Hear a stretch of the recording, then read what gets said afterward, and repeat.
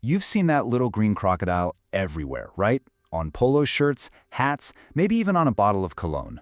But what if I told you that this iconic logo, the symbol of a massive global fashion empire, all started as a joke between teammates?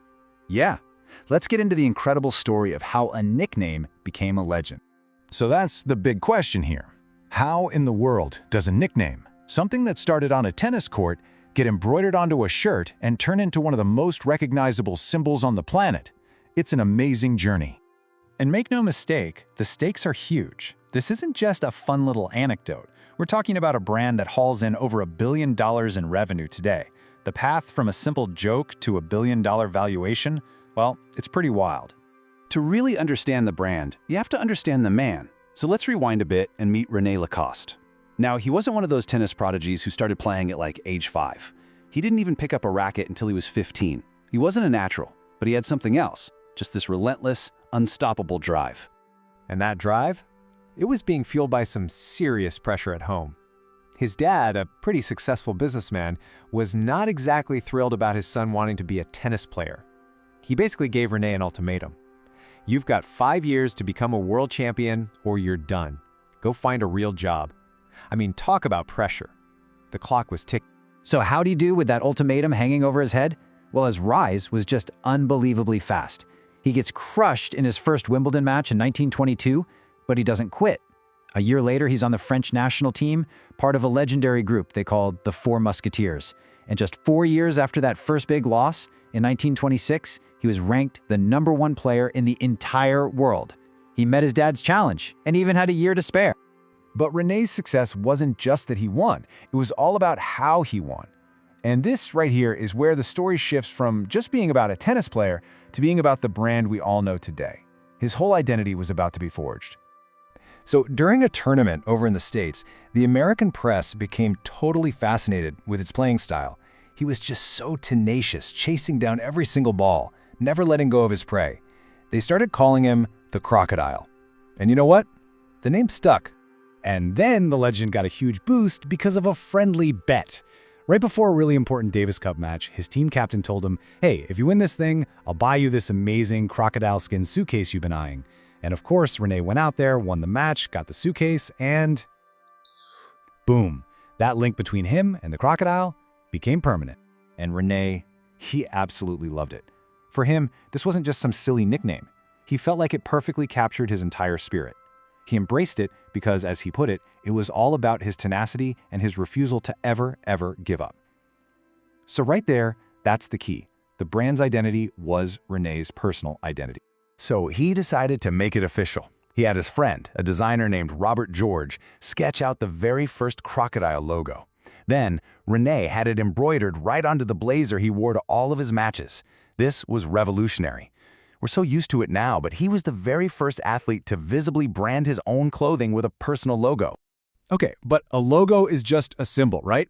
To build a business, you need an actual product. And René's next big idea wasn't really about branding at all.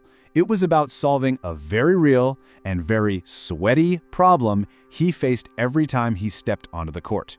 You have to remember, back in the day, tennis players wore what were basically long-sleeved, starchy dress shirts. Can you imagine? They were stiff, uncomfortable, just awful for playing sports in. René knew there had to be a better way, so he designed his own shirt, short-sleeved, made from this really breathable knit fabric. It was comfortable, it was flexible, and it completely changed the game. So after he retired from tennis in 1932, René saw his next big move. He took his game-changing shirt design and his now famous logo, and he partnered up with a guy named André Gillier, who owned the biggest knitwear company in France. And just like that, in 1933, the Lacoste shirt company was born. The brand was a huge hit in Europe, but to become a true global phenomenon, it had to conquer the biggest market in the world, the United States. And this is where things get really interesting, because this move led to one of the biggest identity crises in fashion history. See, to get into the US market, Lacoste made a deal with an American clothing company called Izod. The shirts were then sold under this kind of clunky dual name, Izod Lacoste. And for a while, it worked great. The partnership was a huge success, and it introduced that little crocodile to a whole new audience of American shoppers. But then, a really weird problem started to pop up. Americans began dropping the Lacoste part and just started calling the shirts Izods. The crocodile was becoming famous, but it was becoming synonymous with the wrong name. Eventually, Izod's parent company ran into money problems, and the whole partnership fell apart. It actually took until 1993 for Lacoste to finally get back the full exclusive rights to its own name in the US. Once they got their American identity all sorted out, Lacoste really started to evolve. They weren't just the white polo shirt company anymore.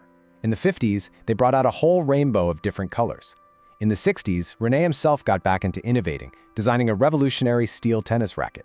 And by the 2000s, the brand had totally repositioned itself as a full-on luxury lifestyle brand, selling everything from shoes and sunglasses to perfume. And that brings us to today. The story of René Lacoste really shows us that a great brand isn't just a product, and it's not just a logo. At its very best, it's a story, it's a spirit, and it's a legacy that just keeps going, long after the founder is gone. And the company does this amazing job of keeping that original spirit alive. Today, they actually give the title of the new crocodile to their top brand ambassadors, like tennis superstar Novak Djokovic. It's a way of explicitly connecting them right back to René's original tenacity, making sure that legend never fades. And that legacy goes even beyond the tennis court and the fashion world. The René Lacoste Foundation works to help kids from disadvantaged communities get into sports, carrying forward the founder's passion, and really building something positive for the next generation. So, it all comes back to this. A simple joke, a bet over a suitcase, and one man's relentless drive to win. It really makes you think, doesn't it?